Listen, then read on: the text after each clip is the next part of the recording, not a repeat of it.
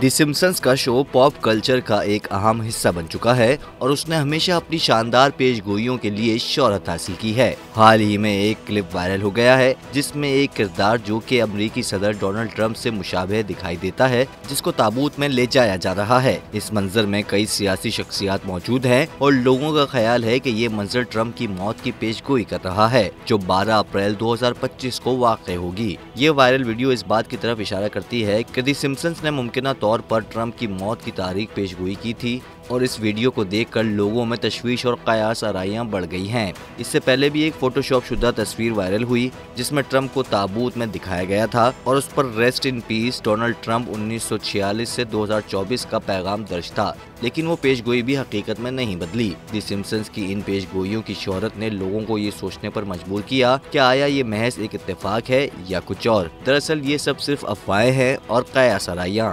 इस viral video का हकीकत से कोई ताल्लुक नहीं, ना ही ये सिम्पसन्स का असल कंटेंट है।